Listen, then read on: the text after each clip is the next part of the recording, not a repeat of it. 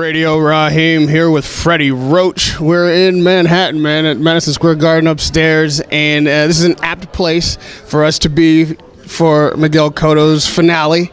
Obviously, this is like one of his homes, and for you, coming in at the end of his career and people feeling like you really revitalized it, brought it back. What does this moment mean to you? And when you first saw that Miguel Cotto was going to be a fighter of yours, when did you think this moment would come? I wasn't sure, but the thing is, he's had a great career and he's done everything, and I'm really happy that he's making a decision that it's not somebody else, a commissioner or a doctor or something like this. He's very healthy and so forth. The thing is, he's going to put himself in a great position so he can walk away, and I like when people walk away from something when they're right on top of their game. And the thing is, it's nothing like going out on top of the game. We trained really good for this fight.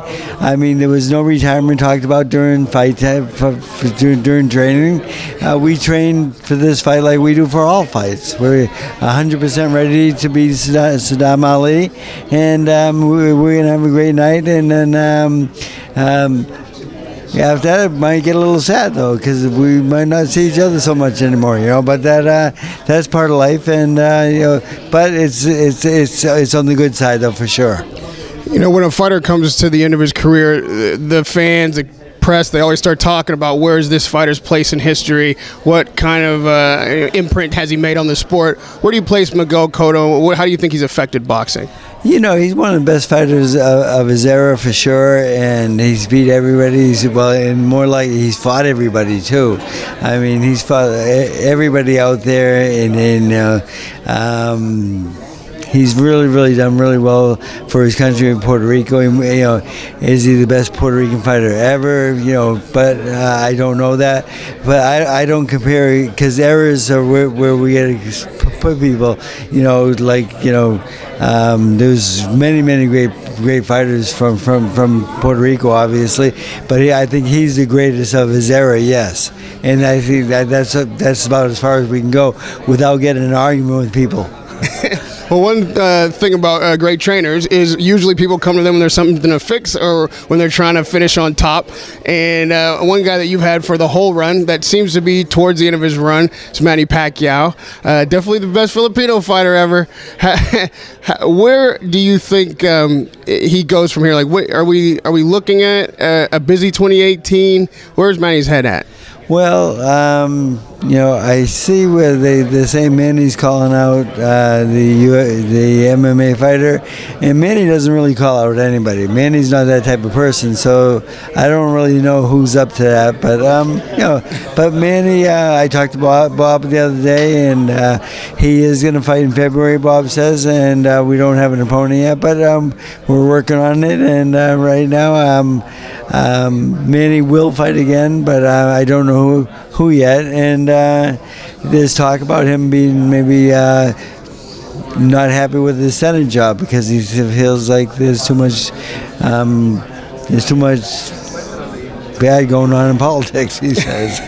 Yeah, get back to boxing where the politics are totally clean, right? So you're saying there's no truth to this McGregor-Pacquiao rumor? I don't know if there's truth to it. I mean, I have no part of it and so forth, but I would say I know Manny Pacquiao pretty well. Manny Pacquiao doesn't like that sport because it's like a street fight, he says, and I don't see him calling anyone out ever. Manny's just not that type of guy. He's not. Maybe somebody else did this, but in his camp and so forth. But it sure didn't come from me. I talked to Bob Arum. It didn't come from me, Bob, and it definitely didn't come from Manny, because Manny's just not that kind of guy. You always know who it is you'd like to fight. You're never shy about your druthers. So if February comes along and you have any options on the table, who would you like to see across that ring? Well, for Manny, I would like to rematch with Horn, because I thought we got screwed in that fight. And, I think they owe us one. But the thing is, he's maybe going in a different direction right now, but the thing is, eventually I think that fight will happen in early next year. But But again, maybe there'll be no fight though, because if Manny stays to be senator, I told Manny you can't be both. You can't be a world champion boxer and a senator. It's just too much. I said you got to give up one or the other. And lastly, Manny may not like UFC fights, but UFC fighters sure like you. Obviously, you got George St. Pierre, and you're doing traveling for that. Like, where's he at, his career-wise, and what are we going to see next from him? Like, how much time we got? George is a really good guy. I've been training George for 6 years, and he did really well in his last fight, and I was really happy. We won the title. We had a really so I told him to go on vacation, and he's on vacation right now, and he's having a good time and so forth. He's sending me all these pictures of different parts of the world and silverback gorillas he's messing with.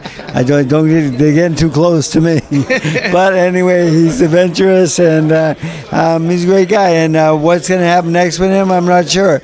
Dana White wants him to defend that title he just won, and it's probably what we'll have to do. And we might have to fight the #1 contender there, Whitaker. I hear is a beast, but the thing is, they're all beasts in that sport. They're all tough guys. What do you think about Dana White getting into boxing? He's made quite a statement about that in the press. Yeah, I don't know if it's going to be as easy as taking over a company that just kind of popped up out of nowhere. Boxing's been around for a long time. I don't think he's going to buy everyone out.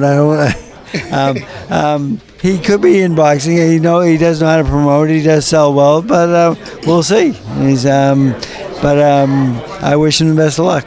Radio Raheem with Freddie Roach. I can't wait to get home, man. Come back to my gym.